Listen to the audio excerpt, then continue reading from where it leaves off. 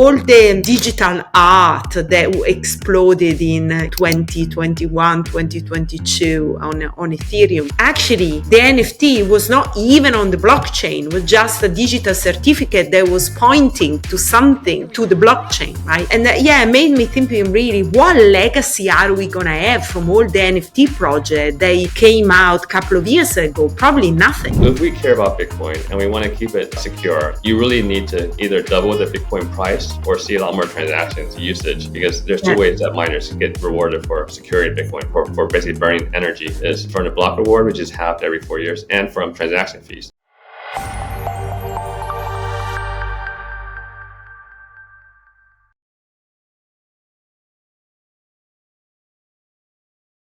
Art on Bitcoin? Well, stay tuned for my interview with Danny Young, CEO of OnChainMonkey. I think this is such a great and very important statement. The artist legacy is preserved in the medium, and that is so true. An artist chooses a medium specifically and particularly for a purpose, because with the medium, he wants to convey a certain message. And the medium also tell the message, not just that the art that is produced in the medium. So the medium is basically part of the art. And there is so much innovation in digital art brought by Bitcoin. Well, you're going to find out everything in this interview with Danny Young. Before we get into the interview, I'm going to ask you a favor. Many of you are watching these interviews, and if you are not subscribed yet to our channel, please do.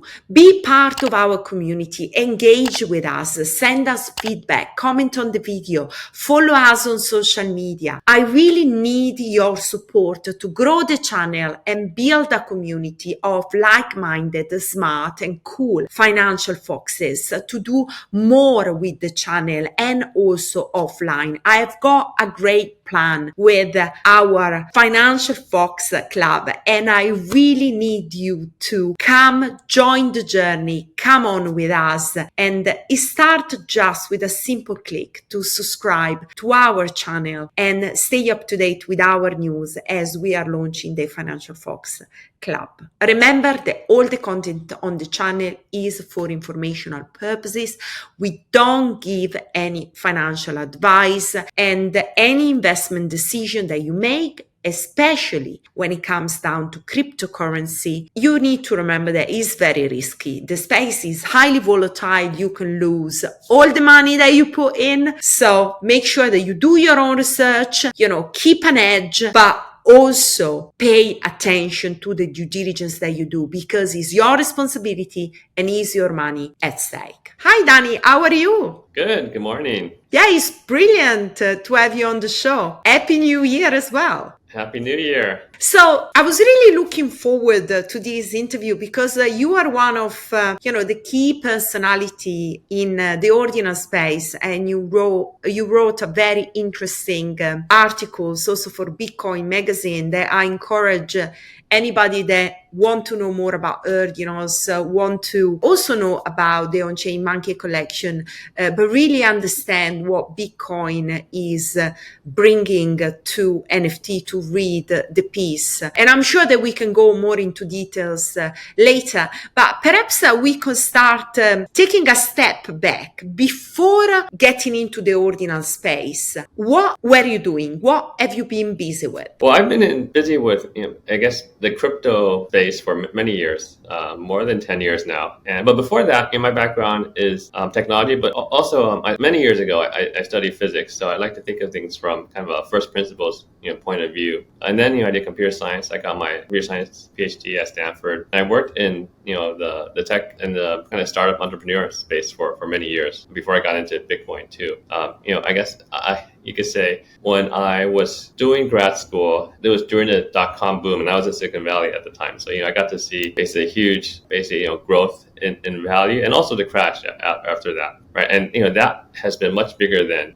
any of the crypto cycles we've seen since then. But I think that's kind of also the promise of crypto, that it has basically what Bitcoin started when it came out in 2009. It is something that's quite revolutionary, and that's why I've been building in this space for a number of years. And then OnChainMonkey came. What's the idea behind it? Why you started the project? Yeah, so OnChainMonkey was something that I created back in 2021. So it's an on-chain NFT collection and community. So it is basically the origin is it's on-chain art. It's it was a digital artifact back in 2021 when the idea of a digital artifact is quite new. Even today, the idea of a digital artifact is quite new. That you can create basically something quite real, that's all completely on-chain, decentralized, and has these kind of pretty amazing properties. So I was so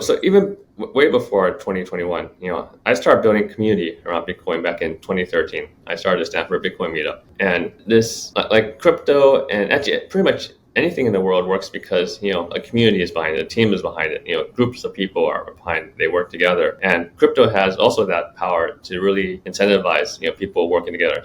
That's why Bitcoin is this global network now. Right? It wasn't back in when I started, but there was this core group of people who were very passionate about building on top of Bitcoin, and that led to things like Ethereum. Right? Vitalik actually wanted to do what he wanted, smart contracts on Bitcoin originally, and he presented at my meetups back in 2013 or 14, and so talking about that idea, and he was building community, right? A developer community, a builder community for his ideas, and then when it was too difficult to get it launched on Bitcoin, back 10 or 9 or 8 years ago, he started Ethereum. And now what we're seeing in 2023 is that actually you can do many more things on Bitcoin. Actually, some of the things we want to do for many years, especially Bitcoin. So first, Bitcoin is an amazing blockchain, and it allows for store of value, exchange of value on this very secure decentralized platform. And people have wanted to do, and for Bitcoin, the fungible token Bitcoin, but people have wanted to do or use it to do that for other assets. And there have been efforts over the years. And now we're seeing a very big, I guess, movement to do that from 2023 because of the Ordinals protocol. So that's why also when we saw it back beginning of the year or last year, a year ago now, we said, this is actually kind of one of the promises that we've always wanted to use Bitcoin for, which is to secure assets on it. And it was obvious to us that, we have this on-chain asset called OnChainMonkey that would be great for Bitcoin. And so that's why we did this. We created OnChainMonkey Genesis on Bitcoin, which is what I wrote about in the Bitcoin magazine article you referenced. And we've been building on top of this protocol since a year ago. So some maybe are more maximalist. They argue that Bitcoin was created as a mean of payment, right? Like a new payment system that would cut all the middlemen, empower people, and make all the system much more efficient and transparent. And then there are other narratives. One you just referred before. So as Bitcoin is store of value, some they call it digital gold, and that is quite a strong narrative. So do you think the Bitcoin purpose is much more, I guess you do, but much more than payment system, a revolutionary payment system, and also all these efforts, all this experimentation that you mentioned, where is adding to? What is the potential of Bitcoin for our society, our economy, and our community as well, for humanity? Yeah. So, and Bitcoin is a financial system, right? It lets you basically, it lets you secure value on it, and it has, a currency, Bitcoin, that both you can store and you can exchange, and it's decentralized. It has these amazing properties. That's for the L1, right? There's also the L2s, right? So different layers. Like layer 1 is governed by very specific rules, and also it's an open system. Anyone can participate in the L1, and then you can also build into layer 2s, like Lightning and other protocols, and that allows for because L1 has very strict rules, and because there's only so much block space that can secure the transactions on the L1. You're limited by how many transactions you can do on L1. And then you can scale on L2s, right? That's kind of the way, like blockchains have some inherent kind of properties. And, one of them is, trade-offs between security and scalability. So, the model around Bitcoin is always, you scale, with L2, but L1, you really only have, 10-minute blocks and so many transactions you can do in a given block. So is Bitcoin, basically all the experimentation, all is going on in Bitcoin right now, not really right now, over the last year, is kind of very similar to what went on Ethereum a few years back. Would you say that's fair to say? I think some of the experimentation, you can learn a lot from what has been done on Ethereum. As we're doing at least now we have the ability to do some of the things on Bitcoin that were not as easy to do before, on the L1 in particular. So yeah, I think there are lots of learnings from the Ethereum side. Some things are good, some things that, we want to avoid. So in the article in the Bitcoin magazine, you mention about obviously the rewards that the miners get, and the block rewards expected to be halved around April next year. So that will further cut the mining revenue. And to support the miners, Bitcoin needs something new to spur growth. So I'm reading what you said, and that was Ordinals. Ordinals drove huge demand to send Bitcoin transaction. So yeah, it's actually very similar to so Bitcoin, the halving, right? Every 210,000 blocks, the block reward for miners is halved, and that's a huge step change. And miners are the ones who are like Bitcoin is secure because of miners, because miners are basically using tons of electricity, energy. Or this is going back to like why proof of work and these systems do make sense from first principles, because energy is something that you can't just fake. So using energy to secure this digital asset is actually a pretty brilliant system. If there's life in other places in the universe, they probably would have thought of something similar as Bitcoin. So that makes sense. The halving is also this. You could say it's a unique feature. It's a forced growth function in Bitcoin, that if we care about Bitcoin and we want to keep it secure, you really need to either double the Bitcoin price or see a lot more transactions usage, because there's two ways that miners get rewarded for securing Bitcoin, for basically burning energy, is from the block reward, which is halved every 4 years, and from transaction fees. So in the past, there were because Bitcoin started at zero, there were actually, I guess you could say, relatively easy opportunities to grow just by more people joining, and you didn't even care if the fees went up or not. What you cared was that the Bitcoin, more people, because there's more demand for Bitcoin, the Bitcoin price will go up very quickly, basically faster than the exponential decrease of the block reward, right? The halving. So, and that has happened, right? Bitcoin has gone up exponentially in price over the years at a faster rate than the halving. So at some point, these exponential price increases, will break, or rather, it can't continue that run, because the value of pretty much all assets on Earth is so much. So if Bitcoin is like more than that, Bitcoin alone is more than that, it doesn't make sense. The kind of logical person would basically then sell Bitcoin to get all the assets in the world, right?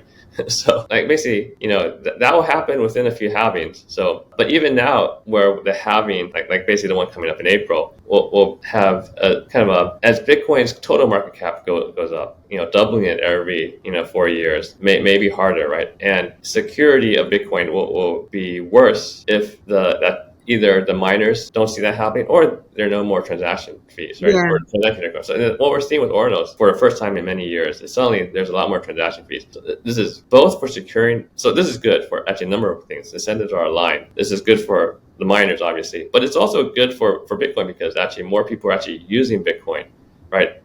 A year ago, Bitcoin really was just a store of value. People did not buy stuff. Now you see, actually, look at the last month, this month of December. So many people use Bitcoin to actually buy, Ordinals, right? They're using Bitcoin. So you're getting a bunch of new users who are entering the space, who are getting Bitcoin so they could buy and sell different Ordinals. So that actually is great. It's kind of like how Bitcoin started too. The Silk Road was one of the very early marketplaces, and people used Bitcoin, back then, before it shut down, for other reasons. But, you have people who now are entering Bitcoin to use it, to buy, and to buy art, which is really a nice, use case, enabling creators to actually make a living now and earning Bitcoin doing that. So I think it's quite amazing. Yeah, no, 100%. We are going into an art discussion very soon. Just quickly, I think it was Jimmy Son that on Twitter was hoping for a Bitcoin fork to happen because of Ordinals.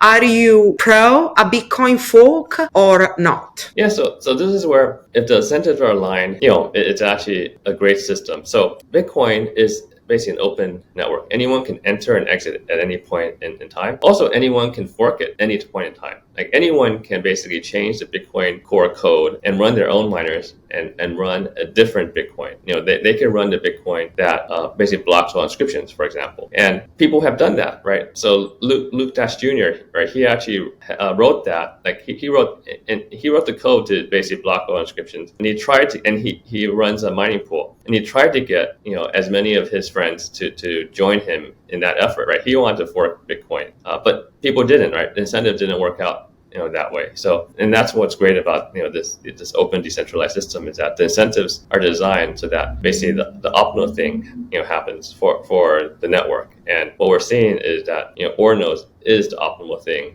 for given all the choices we have right now, right? All the miners with secure Bitcoin are running and inscribing or processing all the inscriptions, right? So I mean, it's Bitcoin. Basically, what we're seeing is Bitcoin is working. The fee market that was designed into Bitcoin is working. The fee market determines which transactions are processed and also how much they pay, right? You can't just arbitrarily get a transaction through. You have to pay the appropriate fee, and the fees are going up, which is what we expect. I mean, even if you didn't have Ordinals, right? If you want Bitcoin, or talking about earlier, if you want the halving and all these to continue to work, so Bitcoin to work, you need the fees to go up, right? So so what we're seeing is you have a new system, or rather a new protocol on top of Bitcoin that works with Bitcoin, is very Bitcoin native, and helps also the fees to go up and in a proper way. So I mean, it's all part of the design of Bitcoin, right? This fee market. So nothing. Ordinals is not a fork of Bitcoin. It's actually working with Bitcoin. Some people do want to fork Bitcoin, and that's always been the case. There are always people who want to fork Bitcoin, but it rarely involves into anything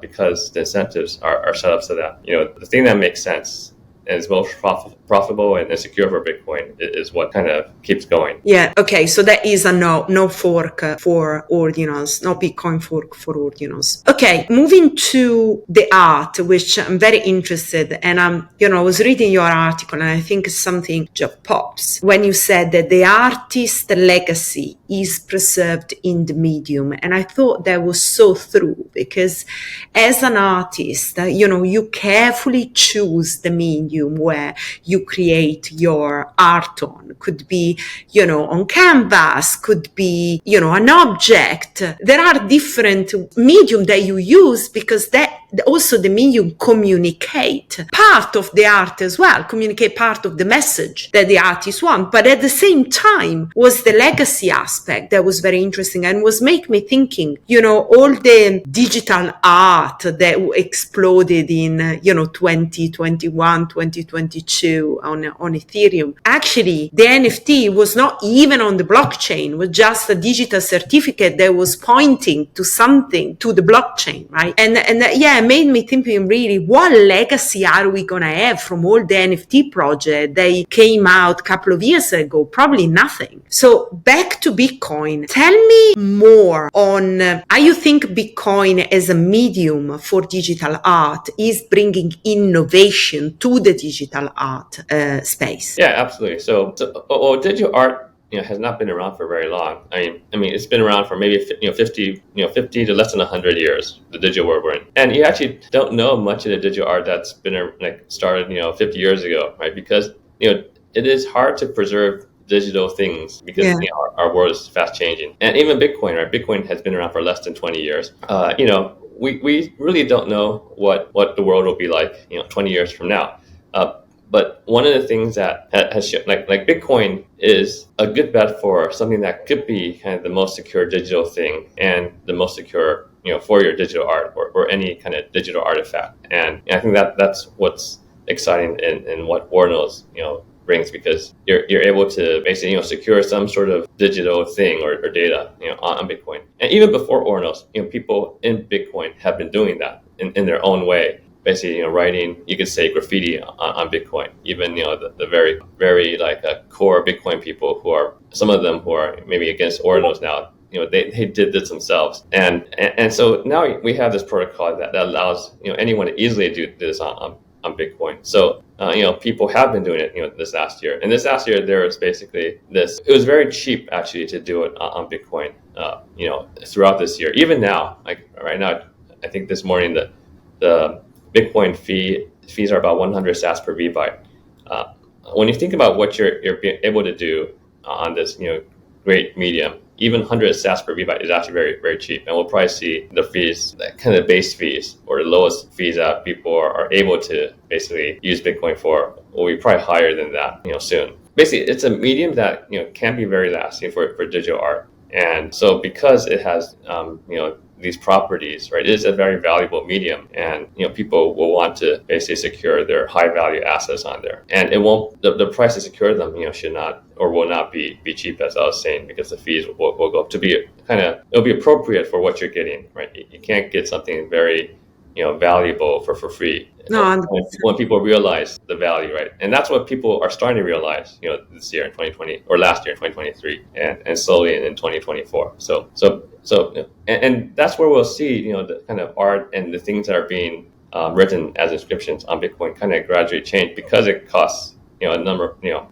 Bitcoin or money to create these inscriptions. Then kind of the quality of them and the thoughtfulness of them will also evolve, and how to do it will evolve too. It's a new medium, right? So for example, for artists, many artists don't even know this thing exists, and people who heard about it, they may not understand it fully. I mean, well, no one understands it because it's still being built, right? Ordinals is still an evolving and being built protocol. So let's try to unpack some of these new innovative techniques that are actually available on Bitcoin. In the article, and also, on a few times on your tweet, you mentioned about recursive encryption, parent-child provenance, and reinscription. Try to explain them to us. Yeah, so we were talking about earlier, first, why would artists use Bitcoin? Well, and one is, because, it's one of the probably the most secure things we can kind of create now in terms of securing their digital art, right, or digital works, right, that'll be around many years in the future, because there's so much money and people kind of backing it. And the other reason would also be provenance, right? They want to show that it was their work, and so one of the features and Bitcoin is pretty much, or rather the kind of the open kind of blockchain, right? It's great for provenance, and Ordinals has some of these properties that are great for provenance. So parent-child provenance is actually basically a provenance feature where an artist can basically sign their name onto Bitcoin, and then kind of all the works they create can be very clearly basically signed by them and grouped together, all on chain. So that's parent-child provenance. It's basically a way to show the provenance of a work by an artist. Also, their collections, you can see, which inscriptions are part of a collection. And so that is actually, Danny, that's actually quite cool, because one of the problem I think with NFTs on Ethereum was actually all this fake collection on OpenSea. It was just really difficult. You have to go through and make sure that the wallet was that was originating the collection was actually the official wallet. So basically, here you are saying that within the collection you will be able to track the provenance without tracking all going through all the chain of all the transfer of the assets, basically. Totally. So this feature is very new. So explorers and marketplaces don't really use it yet. So we'll see that the infrastructure being built out more this year, so that you can actually, the provenance is very clear, and that's what parent-child provenance in this feature allows. And that's one. The other thing that Bitcoin is different from Ethereum is that the fees are higher, right? So even if you just want to try to create, fake, basically, fake works, it's going to cost quite a bit of money to create the fake work. So you'll have much less of that, just because of the fees. Yeah, and then about recursive encryption. Yeah, so recursive inscriptions are another kind of a feature of this particular medium that allows you to, so kind of what types of generative art, or what types of art can you do on Bitcoin? One of them is generative art. And so to do generative art, actually recursive inscriptions are pretty much designed for generative art. So yeah, I think we'll see a lot of generative artists who are going to experiment with recursive inscriptions, in 2024. And we saw some, in 2023 too. Some of the recursive works are very cool. The idea there is that basically for generative artists, their work often is kind of a mix of kind of art and technology. You can, basically write some code and use, let's say, JavaScript like P5 libraries like P5.js or 3.js, and you can make very, very, like visually interesting, artworks from that. A lot of the art blocks creators create art in this way, and that is actually like Bitcoin's or like the Ordinals is pretty much kind of a framework for that. So that's where you can actually use the Bitcoin as a medium for generative art. One type of thing, but that's just one type of thing. I think there's lots of exploration for future artists on just what can they do with recursive inscription and with the features of Ordinals. So one of the things that was I think last year I was debating at the Bitcoin conference was about the quality of the artifact that you can inscribe on the Bitcoin chain. It can be, file size can be too big, it has to be small. So sometimes, you lose a resolution of lots of art. So what is the deal now? So it is a type. So that's why I like to say, Bitcoin is a specific medium for art. So you can't do everything on Bitcoin. And that's also one of the points for many Bitcoiners. They're saying, people think Bitcoin you can use it for anything, right? Any kind of digital art. And that's not, that is, you can't do everything on Bitcoin because it's, the block space is only so big, right? You have 4 megabyte blocks every 10 minutes. So, and you had to pay the appropriate, fee for using any amount of space, in that. So it is for art that is very low in file size. And any given transaction, right? If you want to process in a normal way in a mempool, you're limited by 400, kilobytes. So it is basically, art that artists can do, within those constraints, right? Any medium you have constraints, right? If you're making, if you're using marble, for example, right? Marble has certain properties; those constrain what the artist can do, right? So you have to master that particular medium. And so Bitcoin is no different. It is a specific medium with certain properties, and digital artists, have to master those properties to make the best works, on Bitcoin. And given that Ordinals has only been around for, less than a year, right? Artists have not mastered, all the things about Ordinals, right? They just started, right? And I think the one misconception is Ordinals is just about JPEGs on Bitcoin, and that's really, not true, right? What we're talking about with recursive inscriptions, parent-child provenance, right? These are more than JPEGs on Bitcoin. But art can be JPEGs on Bitcoin, right? That is true. But there's more to it than that. Yeah, one of the things that is important to mention now is also about the rare and exotic Satoshis, which is also a unique feature of Bitcoin as well. Yeah, so basically Ordinals also makes for collectibles on Bitcoin just based on the Ordinals protocol. So basically these are rare and exotic Satoshis are collectibles of Bitcoin itself, because Bitcoin is a UTXO model. It has basically this kind of directed graph or Bitcoin. You can trace Bitcoin because of Bitcoin's model. And so Casey defined certain Bitcoins are or rather Bitcoin is tied to certain events you can actually own with Ordinals, and so those become kind of collectibles of Bitcoin. So for example, the halving is coming up, right? Or rather, maybe something that's every block, right? There's a block every approximately 10 minutes. Within a block, you have a collectible, basically a collectible in there, right? And an uncommon sat, right? Because it is kind of the first sat in the block. So and these have been true even before, or like the idea of Ordinals of being able to follow the Satoshi around in Bitcoin's blockchain has been around since the beginning of Bitcoin, and it's been also published since many years ago. Charlie Lee published in Bitcoin Talk, I think 2012 or 13, this idea. I think 2012, this idea of basically Ordinal theory, follow the Satoshi, right? And people have collected Satoshis even before. It's funny, even before Ordinals existed, and basically Casey implemented that idea that's been around, but people actually practiced that idea even before there was a protocol that made it easy. There was a miner who collected somewhat uncommon, right? The first sat in every block. there was a miner who collected those. He collected like 1,600 of them, like 1,600 blocks of uncommon sats, right? Because he thought that was interesting to collect, right? This is pre-Ordinals, right? It's just independent of Ordinals, which is quite interesting.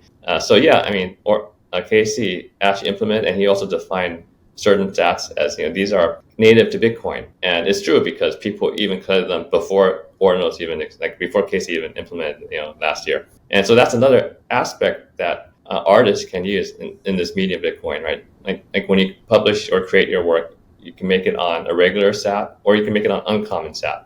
And they have different properties. Yeah. And finally, you mentioned before about the community. Obviously, everything is community when it comes to, blockchain and especially Bitcoin. The community is everything. But I think community is everything everywhere nowadays.